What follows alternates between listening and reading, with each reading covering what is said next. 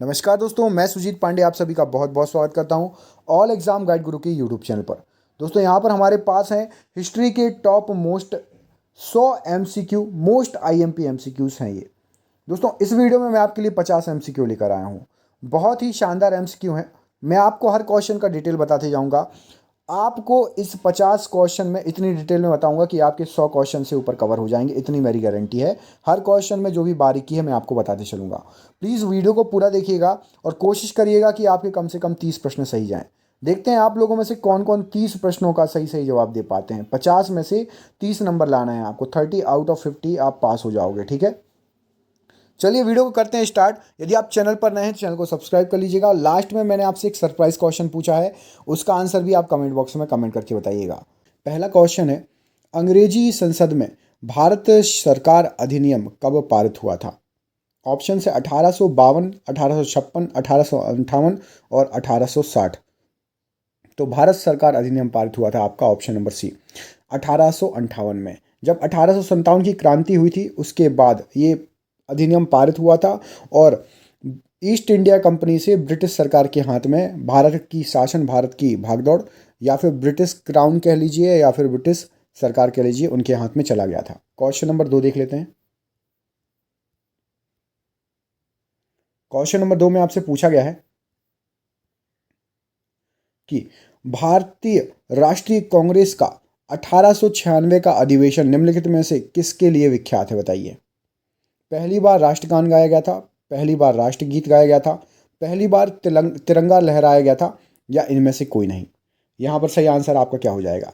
तो इस प्रश्न के लिए आपका सही आंसर हो जाएगा पहली बार राष्ट्रीय गीत गाया गया था 1896 के अधिवेशन में। याद रखिएगा, कांग्रेस के अधिवेशन में भारत का राष्ट्रीय गीत वंदे मातरम गाया गया था। वंदे मातरम बंकिम चंद्र चटर्जी के उपन्यास आनंद मठ से लिया गया है, याद रखिएगा। और यह 1937 तक भारत का राष्ट्रीय गान रहा था। वंदे मातरम पहले भारत का राष्ट्रीय गान था, याद रखिएगा। अगला क्वेश्चन देखिए। इसमें आपसे पूछा गया है, निम्नलिखित में से किस गवर्नर जनरल को भारतीय प्रेस का मुक्तिदाता कहा जाता है? बताइए। Lord William waiting, sir Charles Metcalfe, Lord Auckland, या फिर लॉर्ड एलनबरो। तो भारतीय प्रेस का मुक्तिदाता, यहां पर सही आंसर हो जाएगा आपका सर चार्ल्स मैटकॉफ। याद रखिएगा, सर चार्ल्स मैटकॉफ को 20 मार्च 1835 से 4 मार्च 1936 के बीच भारत के गवर्नर जनरल थे। उन्होंने प्रेस को पूर्ण स्वतंत्रता दी, इसलिए उन्हें भारतीय प्रेस का मुक्तिदाता कहा जाता है, सर चार्ल्स मैटकॉफ को। अगला क्वेश्चन देखिए। इसमें आपसे पूछा गया है, समुद्री व्यापार के संदर्भ में कारताज व्यवस्था का उपयोग किसके द्वारा किया गया? ऑप्शन है आपके डच, फ्रांसीसी, अंग्रेज, या फिर पुर्तगाली। कारताज व्यवस्था, यहां पर सही आंसर हो जाएगा इसके लिए ऑप्शन नंबर डी, पुर्तगालियों के द्वारा। कारताज व्यवस्था का संबंध पुर्तगालियों द्वारा समुद्री व्यापार के लिए जारी किए गए व्यापारिक लाइसेंस से है। 20वीं शताब्दी में अंग्रेजों ने भी नेवी सर्ट नामक व्यवस्था शुरू की थी। तो नेवी सर्ट अंग्रेजों से संबंधित है और कारताज व्यवस्था पुर्तगालियों से संबंधित है। अगला क्वेश्चन देखिए, ये रहा आपकी स्क्रीन पर। इसमें आपसे पूछा गया, सुरेंद्र नाथ बनर्जी के बारे में निम्नलिखित में से कौन सा कथन सही नहीं है? बताइए। तो यहाँ पर एक कथन सही नहीं है, बाकी 3 कथन सही हैं। तो यहाँ पर ऑप्शन नंबर डी सही नहीं है। तो पहले हम सही वाले पढ़ लेते हैं। तो वे इंडियन नेशनल एसोसिएशन के सह संस्थापक थे, सुरेंद्र नाथ बनर्जी। वे कलकत्ता के रिपन कॉलेज के भी संस्थापक थे, सुरेंद्र नाथ बनर्जी। और उन्हें राष्ट्रीय चेतना के कॉन्सेप्ट के लिए जाना जाता है। तो ये तीनों पॉइंट याद रखो, ये तीनों पॉइंट अलग से आपको क्वेश्चन बन के एग्जाम में आ सकते हैं, बिल्कुल याद होने चाहिए। क्वेश्चन नंबर 6 देख लेते हैं। देखिए, उपरोक्त दिए गए कथनों में से चौथा गलत है। सुरेंद्र नाथ बनर्जी ने आनंद मोहन बोस के साथ मिलकर इंडियन नेशनल एसोसिएशन की स्थापना की थी। साधारण ब्राह्मो समाज की स्थापना आनंद मोहन बोस ने की थी। रविनाथ शास्त्री और शिव चंद्र सेन, उमेश चंद्र दत्ता ने, इन सब ने मिलकर की थी साधारण ब्राह्मो समाज की स्थापना। अगला क्वेश्चन देखिए। यहाँ पर आपसे पूछा गया है, स्वतंत्रता आंदोलन के दौरान रविंद्रनाथ टैगोर ने नाइटहुड की उपाधि किस घटना के विरोध में लौटा दी थी? बंगाल विभाजन, जलियांवाला बाग हत्याकांड, भगत सिंह, राजगुरु और सुखदेव की मृत्युदंड, या फिर उपरोक्त में से कोई नहीं। तो नाइटहुड की उपाधि जलियांवाला बाग हत्याकांड के दौरान लौटा दी थी। आपको बता दें, रविंद्रनाथ टैगोर को 1915 में ब्रिटिश सरकार ने ये उपाधि दी थी नाइटहुड की। और 13 अप्रैल 1919 को जलियांवाला बाग हत्याकांड से आहत होकर उन्होंने नाइटहुड की उपाधि वापस कर दी थी। इस संदर्भ में उन्होंने लॉर्ड चेम्सफोर्ड को पत्र लिखा था। अगला क्वेश्चन देखिए, मुस्लिमों के लिए अलग मतदाता दल के लिए किस कांग्रेस अधिवेशन को जाना जाता है? ऑप्शन है कराची अधिवेशन 1913, बॉम्बे अधिवेशन 1915, लखनऊ अधिवेशन 1916 या फिर कलकत्ता अधिवेशन 1917। तो मुस्लिमों के लिए अलग से मतदाता दल, इसमें जाना जाता है आपका ऑप्शन नंबर सी, लखनऊ अधिवेशन, जो कि 1916 में हुआ था। आपको बता दें 1916 में लखनऊ अधिवेशनों में मुस्लिम के लिए अलग मतदाता दल की व्यवस्था की गई थी। इस अधिवेशन में कांग्रेस को दो धड़ों, गरम दल और नरम दल को वार्ता के लिए एक मंच पर लाया गया था। अंबिका प्रसाद मजूमदार इस अधिवेशन के कांग्रेस अध्यक्ष थे। लखनऊ अधिवेशन 1916 की बात हो रही है। अगला क्वेश्चन देखिए, ये रहा आपकी स्क्रीन पर। भारत में पहली यूरोपियन बस्ती किस स्थान पर स्थापित की गई थी? कोच्चि, चिनसुरा, सूरत या चेन्नई? तो सबसे पहली इस यूरोपीय बस्ती स्थापित हुई थी कोच्चि में। आपको बता दूं केरल के एर्नाकुलम जिले में स्थित है कोच्चि फोर्ट। भारत में पहली बार यूरोपीय बस्ती वहीं पे बसाई गई थी। यह जल से घिरा हुआ स्थान है। यह कोच्चि के दक्षिण पश्चिम में स्थित है, याद रखिएगा। ठीक है, अगला क्वेश्चन देखें। निम्नलिखित में से किस राज्य ने अंग्रेजों को मुक्त व्यापार के लिए सुनहरा फरमान जारी किया था? हैदराबाद, बीजापुर, गोलकुंडा या फिर अहमदनगर? तो यहाँ पर सही आंसर हो जाएगा आपका ऑप्शन नंबर सी, गोलकुंडा। तो आपको बता दें कि 1632 में अंग्रेजों को गोलकुंडा के साथ मुक्त व्यापार करने का सुनहरा फरमान प्राप्त हुआ। इसके लिए शुल्क 500 पैगोडा प्रतिवर्ष लगाया गया था। अगला क्वेश्चन देख लीजिए, सलबाई की संधि किस युद्ध से संबंधित है? सलबाई की संधि, प्रथम आंग्ल मैसूर युद्ध, प्रथम आंग्ल मराठा युद्ध, द्वितीय आंग्ल मराठा युद्ध या फिर द्वितीय आंग्ल मैसूर युद्ध? तो सलबाई की संधि आपकी प्रथम आंग्ल मराठा युद्ध से संबंधित है। ऑप्शन नंबर यहाँ पर बी सही आंसर हो जाएगा। इसके बारे में थोड़ी जानकारी ले लेते हैं। तो प्रथम आंग्ल मराठा युद्ध के बाद 17 मई 1782 को सलबाई की संधि पर हस्ताक्षर किए गए। इस संधि पर मराठा साम्राज्य के प्रतिनिधियों और ब्रिटिश ईस्ट इंडिया कंपनी के प्रतिनिधियों द्वारा हस्ताक्षर किए गए। इस संधि के द्वारा अंग्रेजों ने सलसेत और ब्रोच पर अपना नियंत्रण कायम रखा। ये संधि हुई थी। अगला क्वेश्चन देखिए, बक्सर की लड़ाई ईस्ट इंडिया कंपनी द्वारा किसके साथ लड़ी गई थी? मीर कासिम, सादत अली खान द्वितीय, अली वर्दी खान या फिर सिराजुद्दौला? तो बक्सर की लड़ाई हुई थी आपकी मीर कासिम के साथ। तो बक्सर की लड़ाई के बारे में आपको बता दें 22 अक्टूबर 1764 को ब्रिटिश ईस्ट इंडिया कंपनी और मीर कासिम बंगाल के नवाब, अवध के नवाब और मुगल सम्राट शाह आलम द्वितीय की संयुक्त सेनाओं के बीच लड़ा गया था। इस लड़ाई में अंग्रेजों का नेतृत्व हेक्टर मुनरो द्वारा किया गया था। अगले क्वेश्चन में आपसे पूछा गया, निम्नलिखित में से भारतीय शिक्षा का मैग्ना कार्टा किसे कहा जाता है? ऑप्शन है वुड्स डिस्पैच, सैडलर आयोग, भारतीय विश्वविद्यालय अधिनियम 1904 या फिर रेल आयोग? तो मैग्ना कार्टा कहा जाता है शिक्षा का वुड्स डिस्पैच को। सर चार्ल्स वुड डिस्पैच जो है ब्रिटिश ईस्ट इंडिया कंपनी के नियंत्रक बोर्ड के अध्यक्ष थे। उन्होंने 1854 में लॉर्ड डलहौजी को एक प्रेषण भेजा था। उन्होंने सुझाव दिया था कि प्राथमिक विद्यालयों में मातृभाषा में पढ़ाई होनी चाहिए और उच्च विद्यालयों में अंग्रेजी शिक्षा भी शामिल होनी चाहिए। इसके वुड्स डिस्पैच, इसे जो है वुड्स डिस्पैच कहा जाता है। चलिए अगला देखिए। अगले क्वेश्चन में आपसे पूछा गया, वर्नाकुलर प्रेस अधिनियम और शस्त्र अधिनियम किस वायस राय द्वारा पारित किया गया? Lord Lytton, Lord Mayo, Lord Dalhousie या लॉर्ड हार्डिंग? तो वर्नाकुलर अधिनियम और शस्त्र अधिनियम लॉर्ड लिटन के द्वारा यह है पारित किया गया। बता दें कि लॉर्ड लिटन 1876 से 1880 के दौरान भारत के वायसराय थे। 1876 से 78 के अकाल को सही ढंग से न संभालने के कारण उनकी कड़ी आलोचना की गई थी। उन्होंने वर्नाकुलर प्रेस अधिनियम व शस्त्र अधिनियम 1878 को पारित किया। अगला प्रश्न देख लेते हैं, निम्नलिखित में से किस वायसराय की हत्या उनके कार्यकाल के दौरान की गई? Lord Mayo, Lord Lytton, Lord Dalhousie या लॉर्ड हार्डिंग? तो यहाँ पर सही आंसर हो जाएगा आपका option number A, Lord Mayo. आपको बता दें कि लॉर्ड वायसराय भारत के एकमात्र ऐसे वायसराय थे जिनकी हत्या उनके कार्यकाल के दौरान हुई। 1872 में अंडमान द्वीप के पोर्ट ब्लेयर में एक निरीक्षण यात्रा के दौरान पठान ने उनकी हत्या कर दी थी। अगला क्वेश्चन देखिए, लॉर्ड रिपन ने हंटर आयोग का गठन किस लिए किया था? आतंकवाद और राष्ट्र विरोधी गतिविधियों को रोकने के लिए, भारत में शिक्षा सुधार के लिए, उच्च न्यायपालिका में भारतीय न्यायाधीशों की नियुक्ति, या उपरोक्त में से कोई नहीं। तो हंटर आयोग था भारत में शिक्षा सुधार के लिए।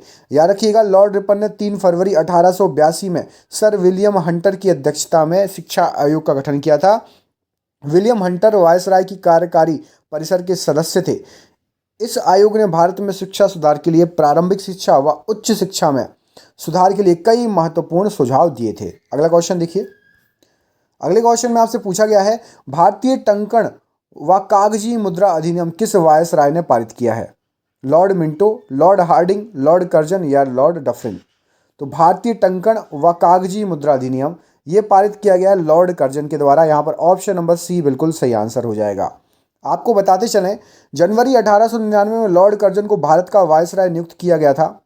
उन्होंने भारतीय टंकण व कागजी मुद्रा अधिनियम 1899 पारित किया और भारत को स्वर्ण मानक की शुरुआत हुई। अगला क्वेश्चन देखिए। निम्नलिखित में से किसे मराठा मैकियावेली कहा जाता है? नाना फडणवीस, बालाजी विश्वनाथ, नारायण राव बाजीराव या फिर संभाजी? तो मराठा मैकियावेली कहा जाता है नाना फडणवीस को। आपको बता दें कि पेशवा शासन के दौरान नाना फडणवीस मराठा साम्राज्य के प्रभावशाली मंत्री व कूटनीतिज्ञ थे। यूरोपीय द्वारा इन्हें मराठा मैकियावेली सुप्रसिद्ध इतावली कूटनीतिज्ञ निकोलो मैकियावेली पर आधारित नाम दिया गया। ब्रिटिश शासन की बढ़ती हुई शक्ति के दौरान भी उन्होंने मराठा साम्राज्य को सुरक्षित रखा था। क्वेश्चन नंबर अगला देख लीजिए। श्रीरंगपट्टम की संधि का संबंध किस युद्ध से है? द्वितीय आंग्ल मराठा युद्ध, तृतीय आंग्ल मैसूर युद्ध, तृतीय आंग्ल मराठा युद्ध या फिर चतुर्थ आंग्ल मैसूर युद्ध? तो श्रीरंगपट्टम की संधि तृतीय आंग्ल मैसूर युद्ध से संबंधित है। आपको बताते चले कि तृतीय आंग्ल मैसूर युद्ध के बाद 18 मार्च 1772 को श्रीरंगपट्टम की संधि पर हस्ताक्षर किए गए। इस संधि पर ब्रिटिश ईस्ट इंडिया कंपनी की ओर से लॉर्ड कॉर्नवालिस और हैदराबाद के निजाम के प्रतिनिधि, मराठा साम्राज्य के प्रतिनिधि और मैसूर शासक टीपू सुल्तान ने हस्ताक्षर किए थे। अगला क्वेश्चन देखिए। इसमें आपसे पूछा गया है, पूना समझौते के संदर्भ में कौन सा कथन एक असत्य है? तो सबसे पहले हम देख लेते हैं कि सत्य जो है असत्य कौन सा है, उसके बाद बाकी सब याद कर लेंगे। तो ऑप्शन नंबर ए असत्य है। ऑप्शन नंबर ए में लिखा कि यह समझौता जवाहरलाल नेहरू और अंबेडकर के बीच में हुआ था, ये गलत है। अब सुनिए, बी सी डी ये बिल्कुल सत्य है पूना समझौते के बारे में। इसके तहत वंचित वर्ग के संयुक्त मतदाता समूह में रहने का फैसला किया।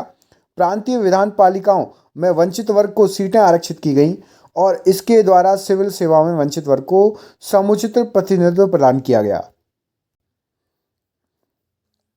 ठीक है, चलिए। और पूना समझौता महात्मा गांधी और भीमराव अंबेडकर के बीच में हुआ था। हालांकि महात्मा गांधी के द्वारा हस्ताक्षर नहीं किए गए थे, महात्मा गांधी के अनुयायियों द्वारा हस्ताक्षर किए गए थे पूना समझौते में। याद रखिएगा ये पॉइंट। महाद सत्याग्रह का नेतृत्व इनमें से किसने किया? महात्मा गांधी, डॉक्टर भीमराव अंबेडकर, आचार्य विनोबा भावे या फिर बाल गंगाधर तिलक? तो महाद सत्याग्रह का नेतृत्व डॉक्टर भीमराव अंबेडकर जी ने किया।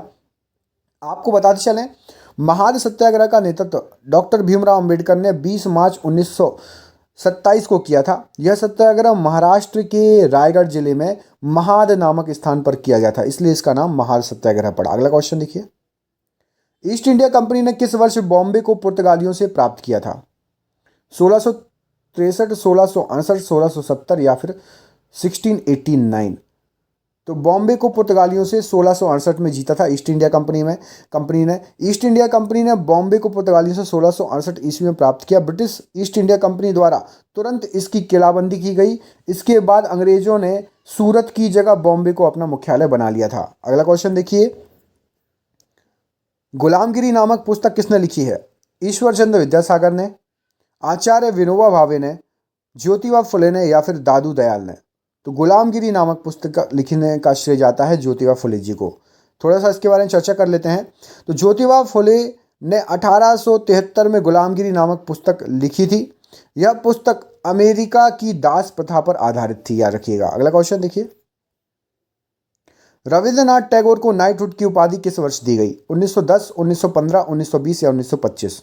तो नाइटहुड की उपाधि रविंद्रनाथ टैगोर को 1915 में दी गई। इसके बारे में आपको थोड़ी चीज़ बता देते हैं। तो रविंद्रनाथ टैगोर को ब्रिटिश सरकार ने 1915 ईस्वी में नाइटहुड की उपाधि थी, और 13 अप्रैल 1919 में जलियांवाला बाग हत्याकांड की घटना से दुखी होकर उन्होंने ये नाइटहुड की उपाधि लौटा दी थी। अगला क्वेश्चन देखिए,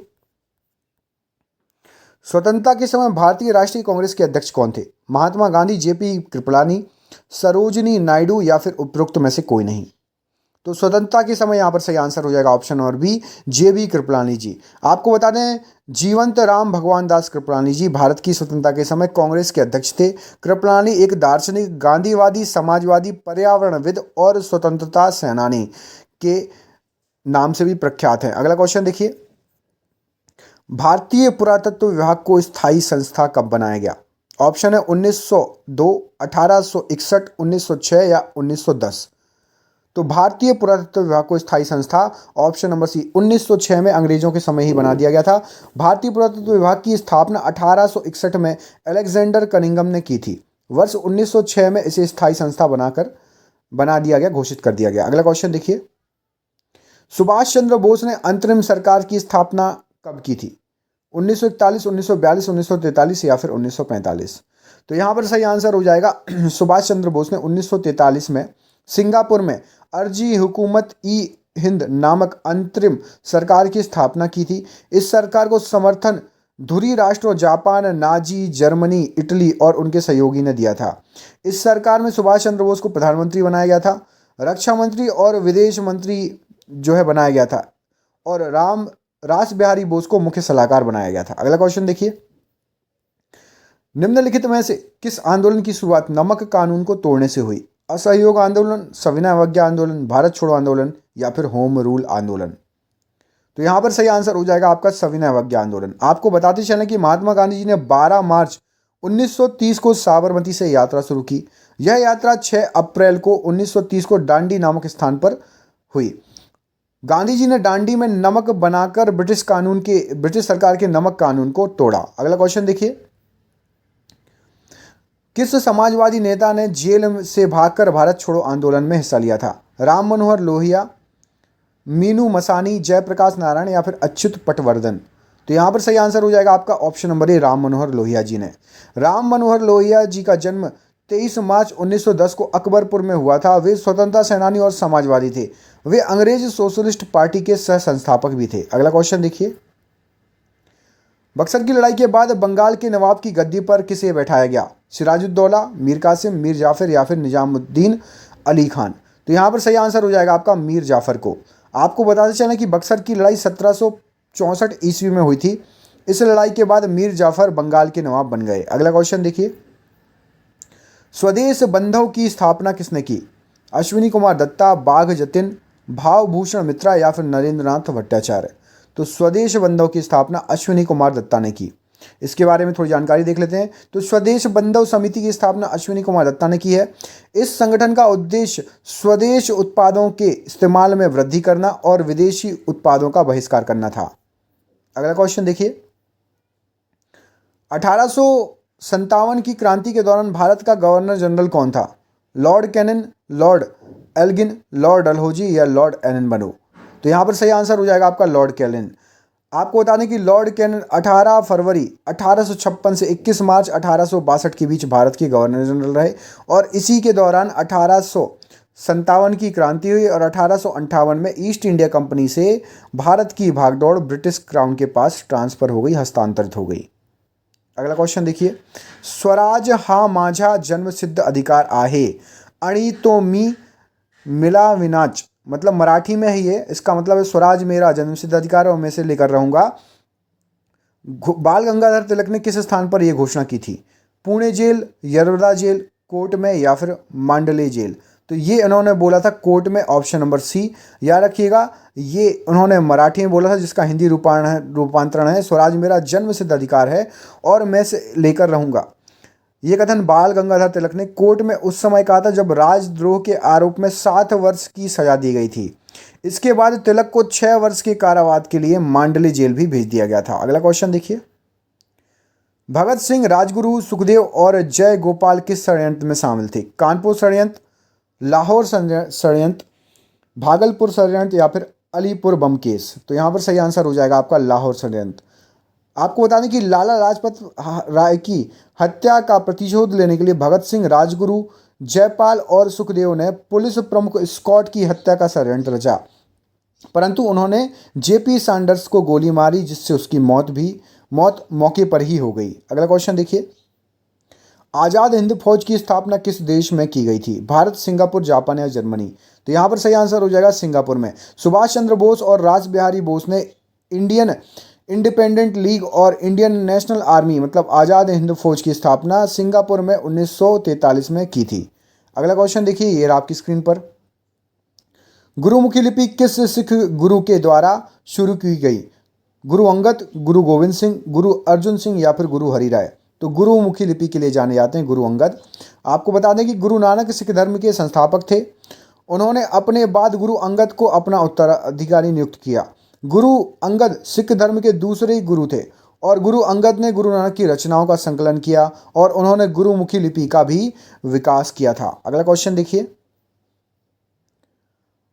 बारिंद्र घोष किस समाचार पत्र से जुड़े हुए थे? इंडियन ओपिनियन, जुगांतर, गदर या फिर महारत्ता? तो यहाँ पर सही आंसर हो जाएगा आपका जुगांतर। जुगांतर एक बंगाली क्रांतिकारी अखबार था।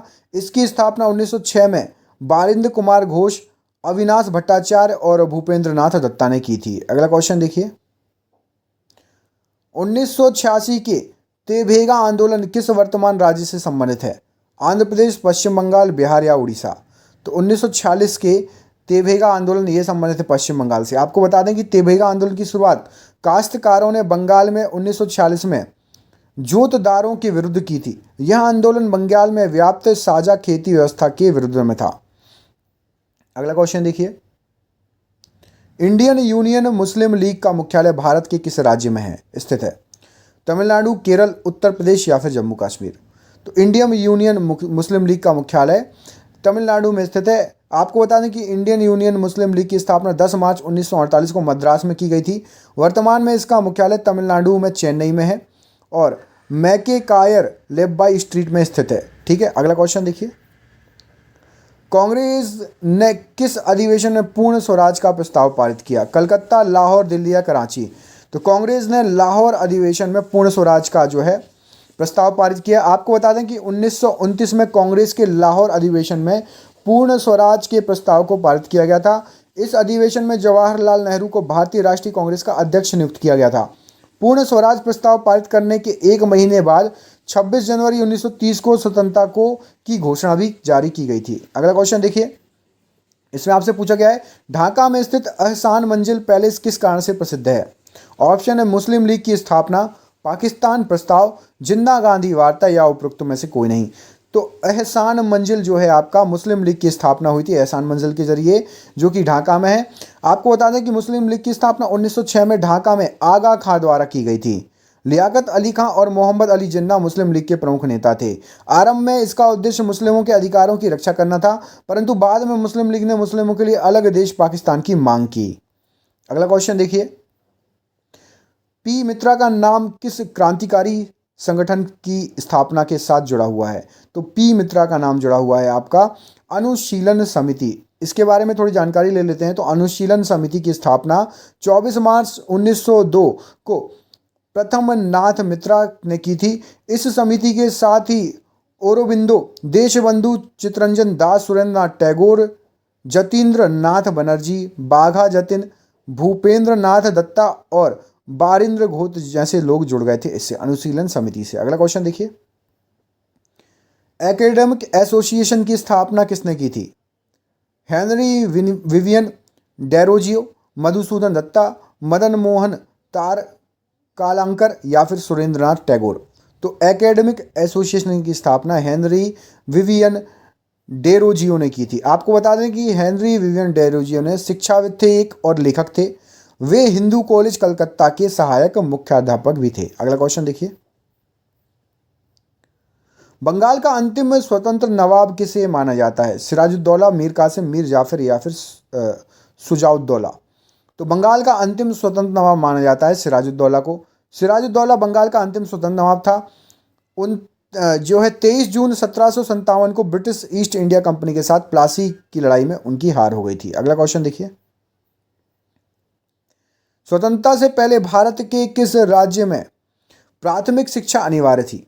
बड़ौदा, अर्काट, कुर्ग या फिर हैदराबाद? तो स्वतंत्रता के पहले बड़ौदा में आपका प्राथमिक शिक्षा को 1906 में अनिवार्य बना दिया गया था। इस 7 से 12 वर्षों के लिए बच्चों के लिए प्राथमिक शिक्षा को अनिवार्य बना दिया गया था। अगला क्वेश्चन देखिए, 1896 का कांग्रेस अधिवेशन किस लिए जाना जाता है, बताइए। तो 1896 का कांग्रेस अधिवेशन में भारत का राष्ट्रीय गीत पहली बार गाया गया था। मैंने आपको बताया, ये क्वेश्चन मैं शायद करा भी चुका हूं। वंदे मातरम की रचना बंकिम चंद्र चटर्जी के मूल रूप में संस्कृत में की थी। वंदे मातरम उनके उपन्यास आनंद मठ से लिया गया है, ये भी मैं बता चुका हूं। यह उपन्यास 1882 में प्रकाशित हुआ था, है ना। अगला क्वेश्चन देखिए, भारत के राष्ट्रगान का शीर्षक क्या था? जनगण मन, भारत भाग्य, भारत भाग्य विधाता या भारत विधाता? तो यहां पर सही आंसर हो जाएगा भारत विधाता। भारत का राष्ट्रीय गान की रचना रविन्द्रनाथ टैगोर ने मूल रूप में बंगाली में की थी। 24 जनवरी 1950 को संविधान सभा द्वारा इसके हिंदी रूप को राष्ट्रगान के रूप में स्वीकृति दी गई। इस राष्ट्रगान को 27 दिसंबर 1911 को पहली बार कांग्रेस अधिवेशन में गाया गया था, ठीक है। और भारत विधाता इसकी टैगलाइन है। भारत का राष्ट्रगान पहली बार कब गाया गया था? 1911 कलकत्ता, 1912 लखनऊ, 1913 दिल्ली या फिर 1914 बॉम्बे? तो सही आंसर है 1911 कलकत्ता। भारत का राष्ट्रीय गान पहली बार 1911 में भारतीय राष्ट्रीय कांग्रेस की कलकत्ता अधिवेशन के दौरान गाया गया था। अगला क्वेश्चन देखिए, प्लासी की लड़ाई का स्थान प्लासी वर्तमान में किस राज्य में स्थित है? पश्चिम बंगाल, बिहार, छत्तीसगढ़ या झारखंड? तो सही आंसर हो जाएगा कि प्लासी की लड़ाई का जो स्थान है प्लासी, वो आपका पश्चिम बंगाल में स्थित है। प्लासी की लड़ाई कब हुई थी? तो 23 जून 1857 को ब्रिटिश ईस्ट इंडिया कंपनी और बंगाल के नवाब के बीच में लड़ी गई थी। इस लड़ाई में बंगाल के नवाब सिराजुद्दौला की हार हो गई थी। हार क्यों हुई थी आप सभी को पता है। अगला क्वेश्चन देखिए, प्रसिद्ध विद्यासागर सेतु किस राज्य में स्थित है? पटना, कलकत्ता, लखनऊ या फिर चेन्नई? तो विद्यासागर सेतु ऑप्शन नंबर बी यहाँ पर कलकत्ता सही आंसर हो जाएगा, कलकत्ता में स्थित है। आपको बता दूं विद्यासागर सेतु का दूसरा हुगली सेतु भी कहा जाता है, दूसरा नाम। इस सेतु का नाम समाज सुधारक ईश्वर चंद्र विद्यासागर के नाम पर पड़ा। अगला क्वेश्चन देखिए, वेदों की ओर लौटो का नारा किसने दिया था? स्वामी विवेकानंद ने, स्वामी दयानंद सरस्वती ने, रामकृष्ण परमहंस ने या फिर उपरोक्त में से कोई नहीं? तो यहां पर सही आंसर हो जाएगा आपका स्वामी दयानंद सरस्वती द्वारा।